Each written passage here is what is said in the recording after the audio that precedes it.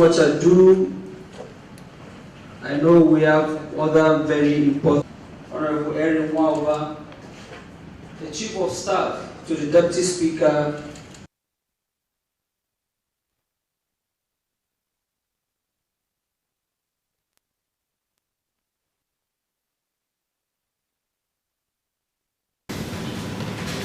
I want to extend my deepest thanks to my brother, the Deputy Speaker, my Oga, someone that is indeed very dear to me and has become a mentor and a senior brother, the Executive Governor of Nasarawa State, Engineer A.A. Sule, the House Leader, my good Prof,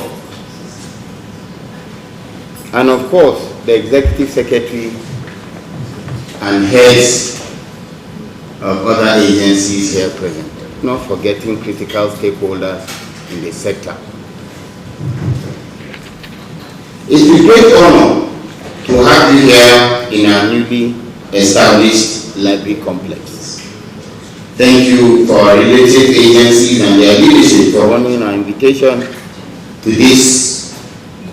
Thank our host, the National Assembly Library and Executive Secretary, Honorable Henry Nwaoba, for ensuring that the legislative process is enriched with research, data, and evidence-based decision-making information. The legislative process entails much more than presenting bills and pushing them through the chambers in the hope of passing. We know that when legislation is done correctly, it improves the sector, and it goes without saying that it can have detrimental effects if constructed wrongly. To be effective, the committee first consulted with industry experts, regulators, and relevant stakeholders to develop a legislative agenda. This agenda identifies key priority areas that must be addressed to improve the sector. The key priority areas for the committee include governance, economy industrialization, security, geoscientific data standardization, environment, and human capital development. These priority areas were identified by researching the sector's bottlenecks and focusing on using global and domestic data to understand gaps in the sector and legislation. As the key priority areas were identified, the common denominator between the various priorities was the need for better governance. Thus, the committee focused on a deep analysis of the legislative framework that regulated the sector. We also took a synopsis of the ministry's 7-point agenda, the interest of regulatory bodies and agencies in drafting legislation that addresses priority areas and was also implementable. The committee maintained that the principal act was developed using global best practices. However, our responsibility, I beg your pardon, was to reform it to meet the country's current realities and to nationalize it. You can see this in the establishment bill for Solid Mineral Development Company, which is one of the two bills that allocates 75% of the stakeholding in that company to the private sector, of which out of the 75%, 25% will be for the Nigerian public and will be held in trust by Ministry of Finance Incorporated, while the last 25% block will be for the Federation of Nigeria. The primary bill, and just to mention, is going to be ruled by KAMA, and this is necessary because the solid mineral sector, as prescribed by the Mineral Act of 2007, is a private sector run sector. So this gives the government the edge to be able to participate in that space. Now, the second bill, the primary bill, repeals and reenacts the Principal Nigerian Mineral and Mining Act 2007 by reworking structures based on the priority areas. The first, among others, being security and, of course, non-reporting. This is one of the key factors to the stalemate of the solid mineral sector. Most of the challenges presented in the sector or the issues contributing to prolonging the deadlock in the sector, this we hope will be addressed by establishing the Mines Inspections and Environmental Agency, which will provide improved deeper oversight and inspection and monitoring of the sector and mining activities.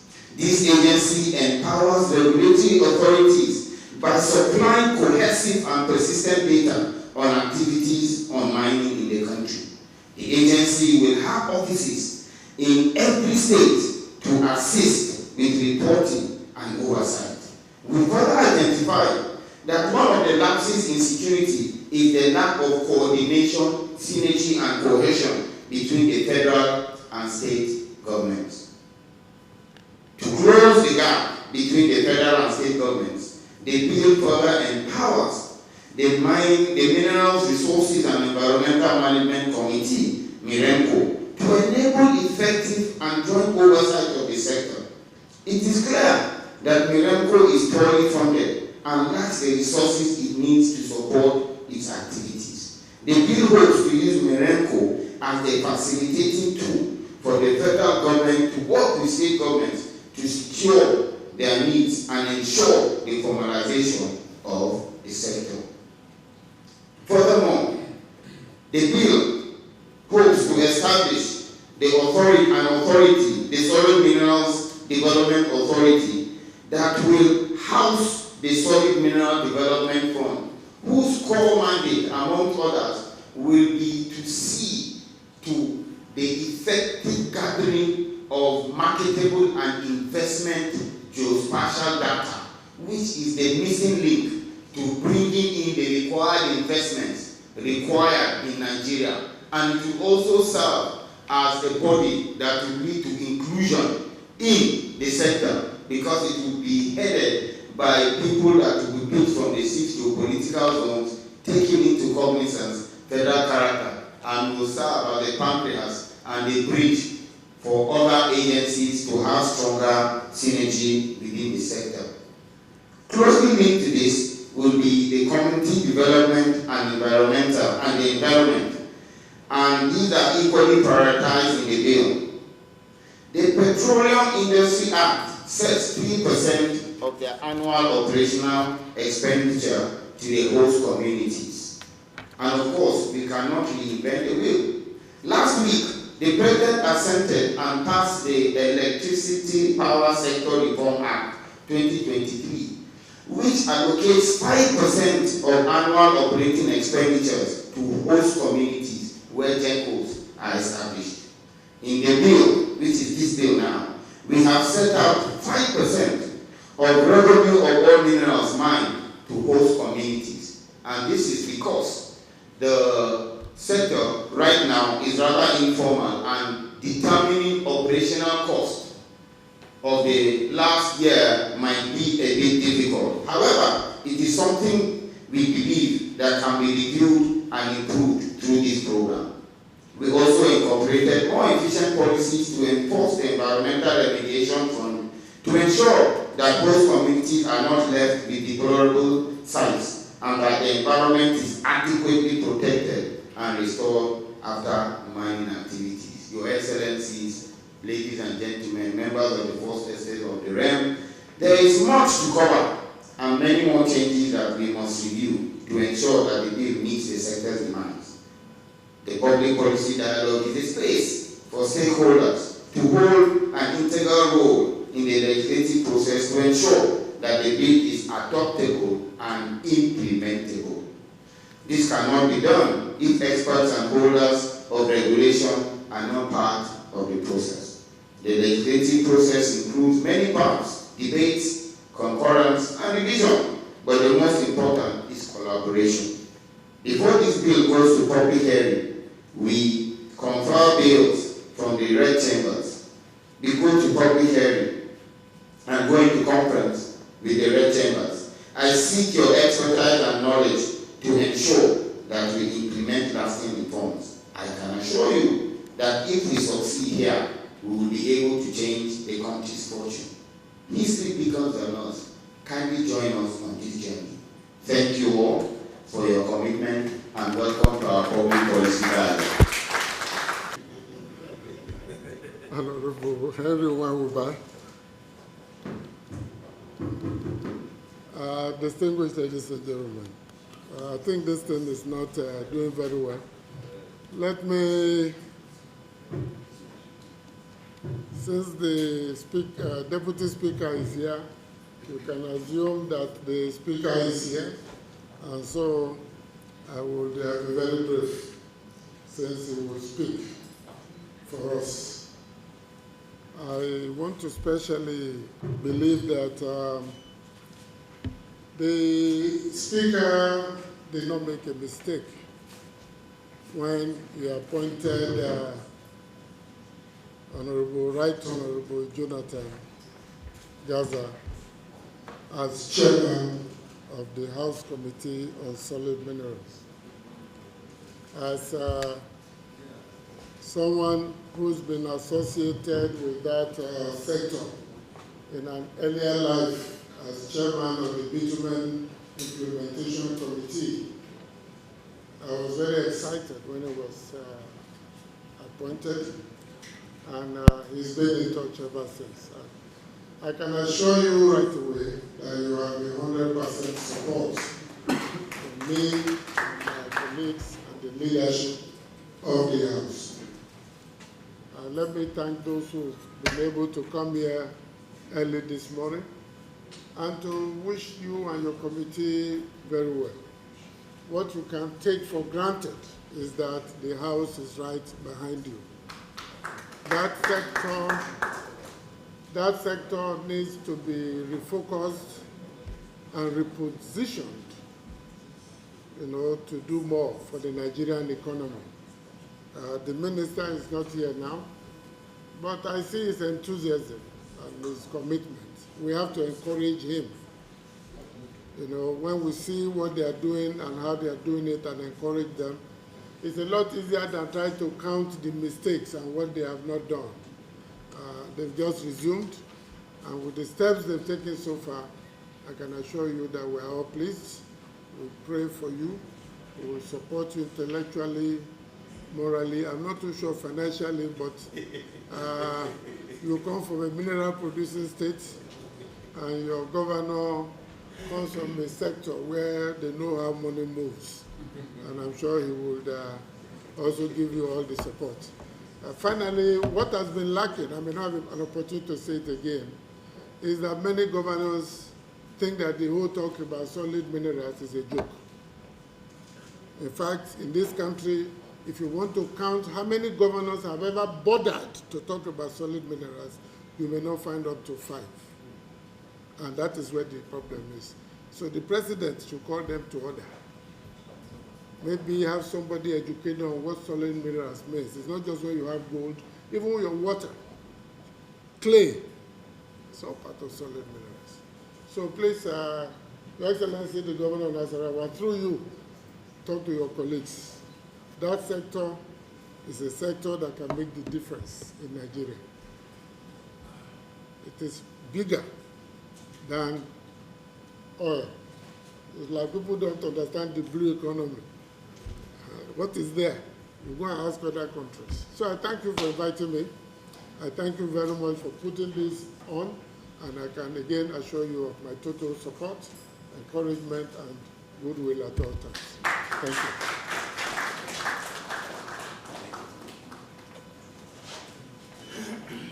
CEOs of government agencies and other top government functionaries, including the heirs of this beautiful library that I'm visiting for the first time. Distinguished invited guests, distinguished members of the press, ladies and gentlemen. I think first and foremost it's appropriate for me to apologize for coming a little late because I didn't want to come later than the Deputy Speaker. But please, you have to forgive me. We arrived actually from Abidjan after watching the match around 5:30 this morning with His Excellency, the Vice President, and then before I got home it's already 6:30, so I actually went to bed at 7 o'clock, but my brother woke me up at 9 o'clock and asked me to try and be here.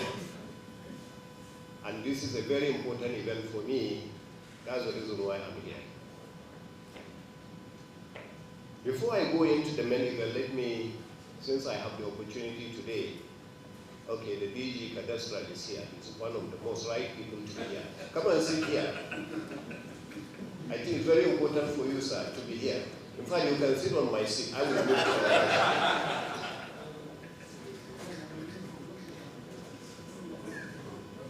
You are the one on the hottest seat, so stop running away. You sit there, because most of the issues to be discussed today about reform are going to be reforming your department. Before I say anything, let me make some comments about Professor Julius Ihembe. I always admire him when I see him sitting on that floor in the House of Reps. 23 years ago, he was still a professor, and he was appointed actually by President Olusegun Obasanjo to come and investigate what was going on in African petroleum. That time, the House of Representatives came into being only 2 years earlier, in 1999. And he came and did a fantastic job. And then, because of the job, probably President Obasanjo appointed him to work with him directly. And after that, he moved to the House of Reps. And he's become actually what my in-laws, the Igbos call Amala. He has become very Amala in the House of Reps. But the reason why I'm making the comment about him is that I see a lot of young people. The moment they go to the House of Assembly, the next thing they want to go to House of Reps, next thing they want to go to the Senate, next thing they want to be Vice President, President. He is a gentleman that has stayed there quietly, and now he has become an institution that when the young people come, they learn from him. And this is what some of the American presidents did. Those who even wrote the American Constitution went back to the Senate. You know, at the end of the day, they become an institution, so people refer to them. So please, let nobody confuse you with being Deputy Speaker, Speaker. Continue to remain where you are so you can be the institution.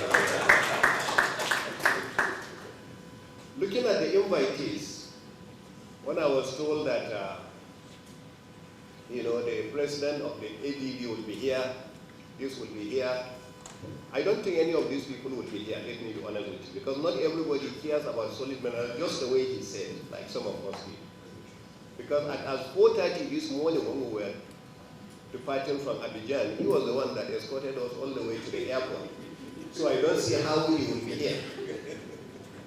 I sat down next to the speaker yesterday watching the game, and I kept feeling his temperature throughout the time that he was there. And I knew the speaker also will not be here. You know, so those who will be here after sleeping only 2 hours are very few. And because we care about solid minerals, and that is the reason why I'm here. I also want to say one thing again, just before I go to the main event, about the march yesterday. I think Nigerians should learn from what has happened during this march. A lot of you probably have not seen what we saw. The whole country came together wearing orange. And the intimidation was 10 times more than what I have ever seen in my life. We walked into the VVIP section. I was wearing my cap, the Eagles cap. And we look around, and I was the only one wearing the cap. And the person, I won't say his name, sitting next to me, he said, "Don't you think you should think about this cap?" And then if you look at the people, they devoted so much resources, so much time, so much love for their team, something, to be honest with you, that I have never ever seen. I have watched Super Bowl a few times. I have been in the US most of my life, but I have never been to Manchester because I'm a Man U fan, you know, and yet I have never ever seen the kind of support and love on the streets. All the villages will come out by the roadside, every one of them wearing orange on the streets. Those are the kinds of things I'm sure you will not see. So the amount of investment they made, that made the people hungry, the players hungry, and in fact, we were extremely lucky that this game was just 2-1. So we should commend our people that this game was just 2-1. Because with that intimidation, I expected this game to be at least 5-1 or 5-0. So our team had done wonderful, and Mr. Vice President delivered a very good speech, and we should commend them. Because the intimidation was too much. You will see our players were not themselves yesterday at all. So now going back to solid minerals. Gentlemen, in fact, I'm so happy with just the few words made by Professor Yembe. Because all along, it is about reform, reform, reform. He said something. He says solid minerals is bigger than oil.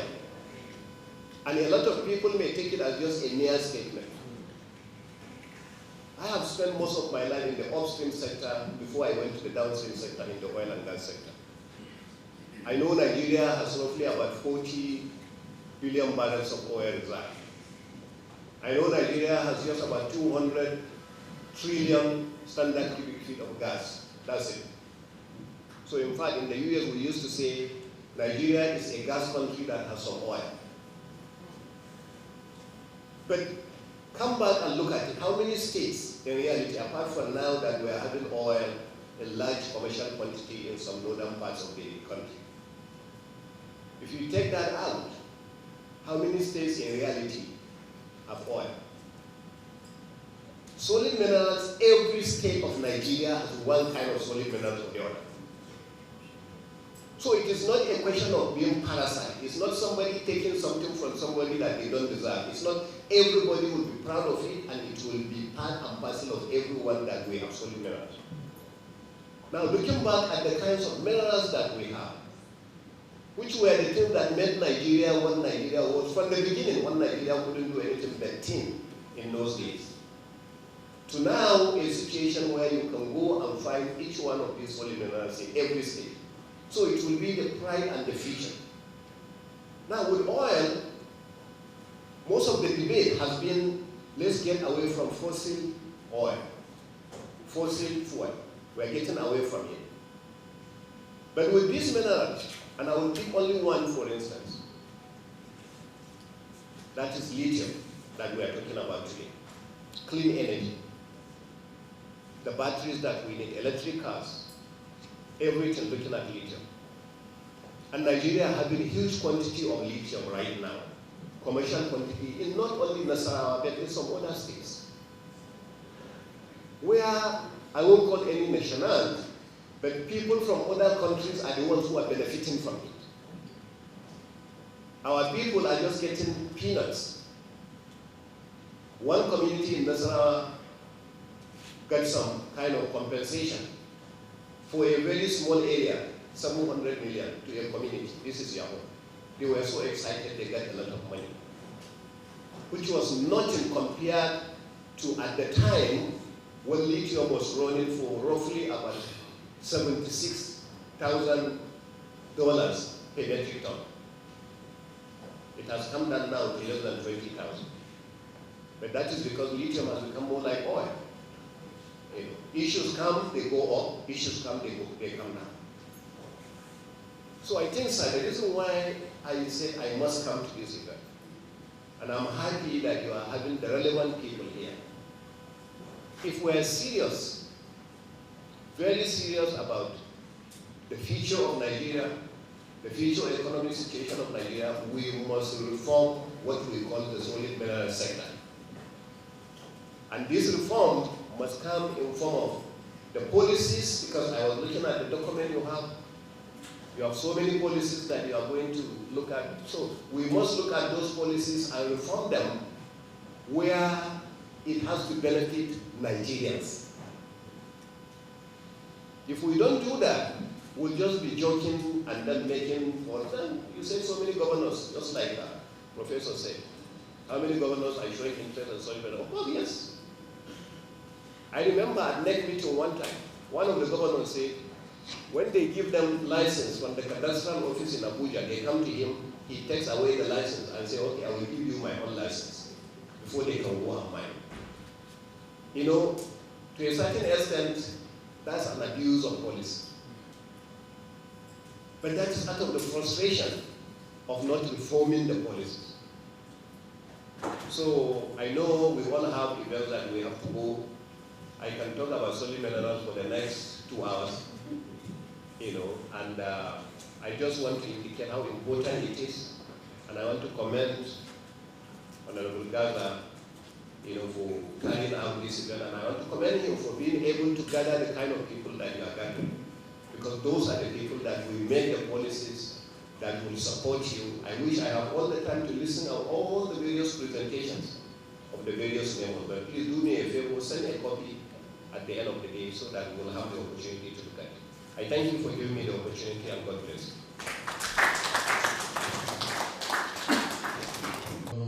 Is unacceptable.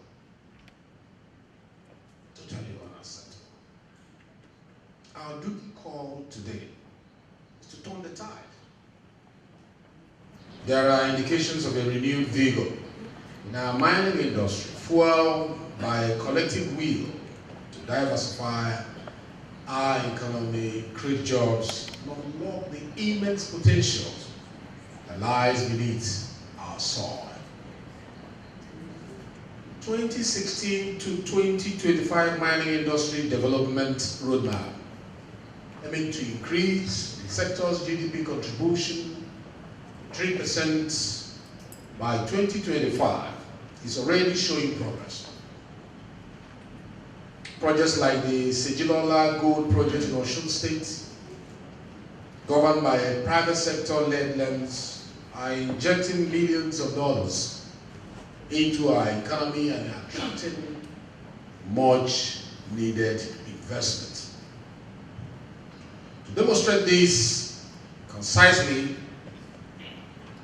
in the third quarter of 2023, Sejilola Gold Mine in Osun State, Nigeria's first industrial-scale gold mine, posted a total sum of $118 million in revenue for its owners. $118 million in revenue. Emphasis for its owners. So if you are still sitting on the fence, you wonder what you are waiting for, both as government and as the private sector. Tor Exploration Limited, after reporting 71.7 million in earnings before interest, taxes, depreciation, monetization in 2022, according to its publicly available financial statement for 2022 and 2023. Reporting I'm talking about is $71.7 million.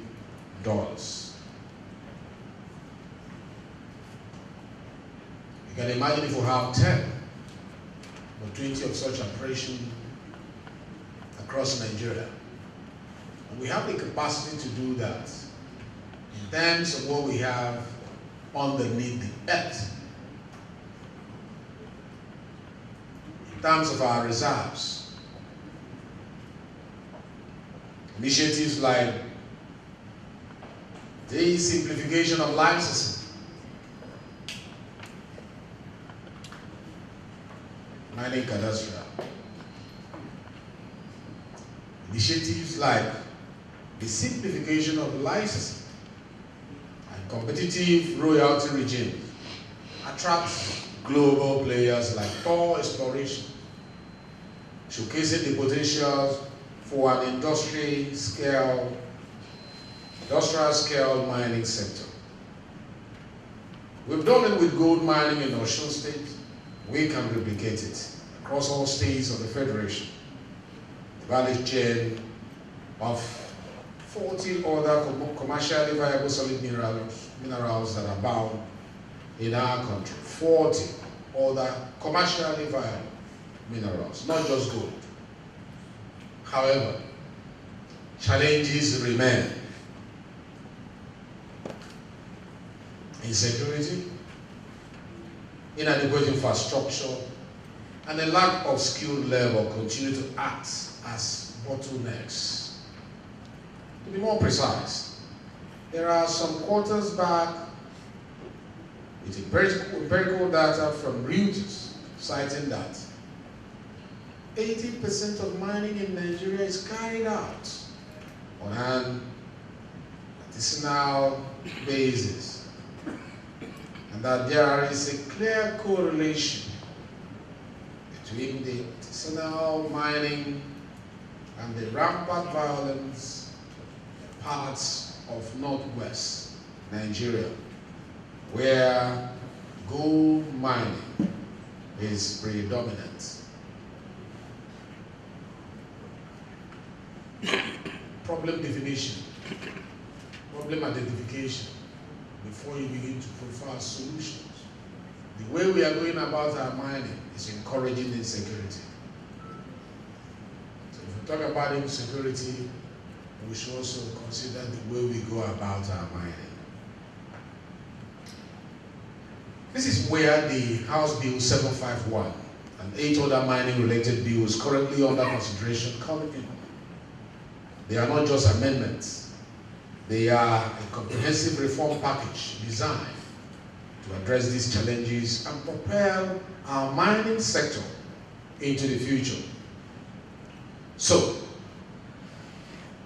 what does this bill aim to achieve? Being part of those who drafted this bill, being part of those who could sponsor this bill, these are some of the things we are telling you. Number one, enhance security I just mentioned.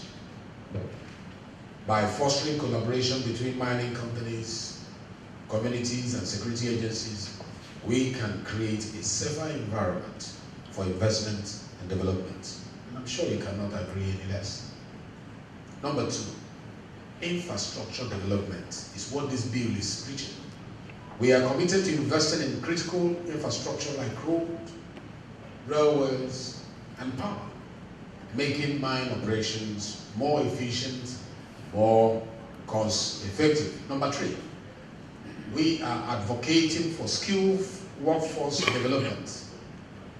We are building partnerships with educational institutions and industry leaders to equip Nigerians with the skills they need to thrive in this sector. Number four, streamline regulation. The new legislation will simplify bureaucratic processes, reduce red tapes, and create a more transparent and predictable regulatory environment. And I'm sure you know what I will do to the mind of investors. It will increase the investors' confidence in the sector. Number five, community engagement. We recognize that mining development must go hand in hand with community development. This bill prioritizes responsible mining practices that ensure local communities benefit from the wealth extracted from their land. And I'm sure you've heard the chairman of the committee mention 5%. Just like Mr. President just signed the electricity bill that gave 5% to the indigenous people, the owners of the land. That is a precedent that has been set by that bill and by that asset. And I'm sure that Mr. President, because this falls under his Renewed Hope agenda, would like to do the same for the mining sector. We're not asking for more than what he has approved for the electricity sector, 5%. We're saying also 5%, those who own the land.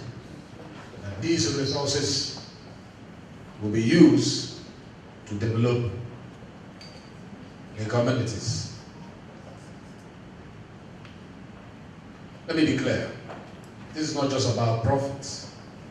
It's about building sustainable mining industry that benefits all Nigerians. What do we want to see? We want to see by this bill that more jobs are created, particularly for our young people, increased value addition, with processing and refining happening within our borders. It's been observed that we export our mineral resources oftentimes as a primary product, which is a disservice to our revenue. It is important that we consider adding value to our mineral resources before selling them. And this is possible within the borders of Nigeria. So we want to see that processing and refining happens within the borders of our country, which invariably will add the value of the amount that we pay for our mineral resources when exported. The nation, government, the legislature, we are thinking of having our products processed in Nigeria before export. Secondly, what are we expecting? We're expecting environmental sustainability, ensuring responsible mining practices that protects our land and resources for future generations. And this is in line with the SDGs, Sustainable Development Goal of the UN, especially its border environment. We don't want it to mine and leave the communities vulnerable. So the practices must be in line with best global practices, especially in view of climate change, global warming, and all the challenges that comes with it.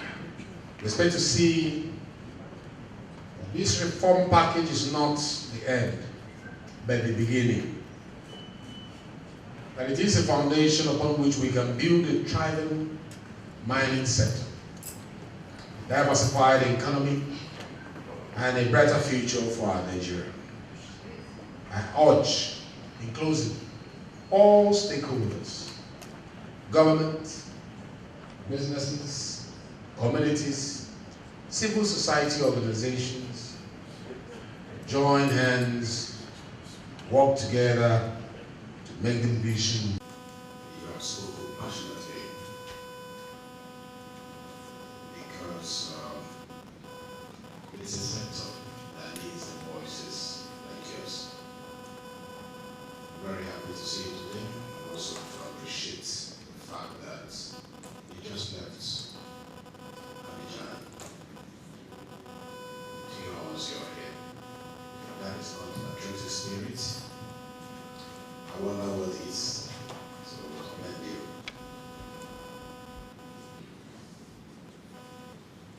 The leader of the House of Representatives, well-celebrated professor that has raised a lot of leaders, even governors from the classroom, and also that paid your dues. I always like mentioning this part, that you are one of those that gave birth to this democracy. And when I respect you, I don't respect you just because you're the leader of the House. I respect you because you're one of those who we are on exile, fighting for the democracy of this country. I really commend you and welcome you to this program. Professor Julius Yambere, the Chairman House Representative Committee of Solid Mineral, my good friend, Jonathan Boefi. Very cerebral, you have the good sports governor. You have a very good export to the National Assembly. Decent gentleman, thorough, a good legislator. Deputy Chairman of the Committee, Honorable Joe Sunday. The Chief of Staff to the Deputy Speaker. I'm sure we have the representative of the Minister, Senator General here, and the Executive Secretary of this beautiful edifice that we have here, the National Library Trust Fund. My own friend and brother, in whom I'm well pleased. Right spec for the right hole. My own brother, Henry Wawa, quite cerebral also. One of the people who respected when he was in the House. And I'm happy to see he has served in the National Assembly. I'm not sure if the representative of the President of African Development Bank is here. If you're here, you're well recognized. I've also cited the DG of the cadastral that the governor took time to invite to take the front row. Glad to see you, my brother and my friend. You plan did a good job, but after today, I'm sure you will do better. The initiatives that we're bringing on board. I also want to recognize those who are, I've cited the professional in charge of mining. Is it Mining Society? Yes, yes. And the other gentlemen, they are wearing the same cap with me. I recognize you, sir. Our invited guests and gentlemen of the press, ladies and gentlemen, I think the protocol is long enough to accommodate all of you, and I'm sure we have done a good job on that. I bring you warm compliments from the Speaker, my good friend, Abbas PhD, and the members of the House of Representatives, especially those who are not here with you today. Our gathering today is quite auspicious and expected. This public policy dialogue is engineered to create the appropriate right of way for the necessary adjustment and policy making creativity that is required to optimize the promising prospects of Nigeria's mining sector. While governments hold many of the levers to deal with the great challenge of our time, businesses, on the other hand, have the innovation, the technology, and the talent to deliver the solutions that we need. It is through this crucial partnership that we can unlock the true potential of Nigeria's mining sector, not just for economic growth, but for sustainable development and shared prosperity. Thus, I am convinced, very well so, that the governing philosophy of the mining sector in Nigeria should henceforth be approached with a private sector-led lens. Today I stand before you not only as Deputy Speaker of the House of Representatives, but also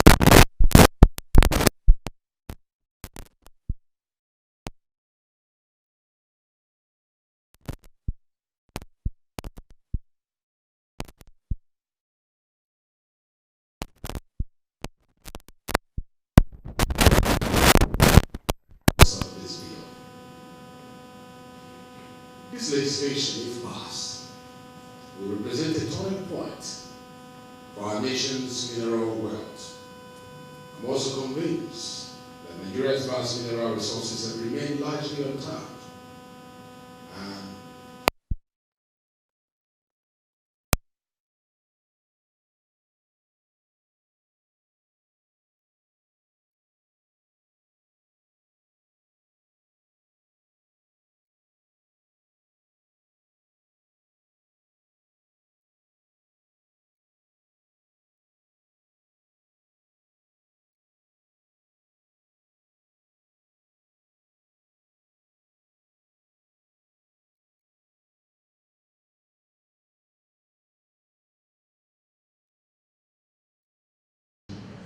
reality.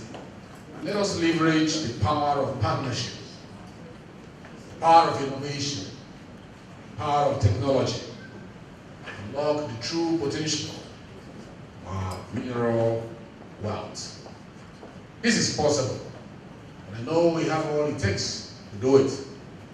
I'm happy seeing the governor here and other stakeholders here together. You can count on the partnership from the legislature. Any area beyond this bill, this sector needs legislative intervention. As part of the leadership of the House, the presiding officer of the House, you can count on us to give that to you. The time for action is now, not later, not tomorrow. Let us seize this opportunity and transform Nigeria's mining sector to a sustainable growth and development agent. Thank you very much. As I declare this public policy dialogue formally open. Thank you, and God bless the Federal Republic of Nigeria.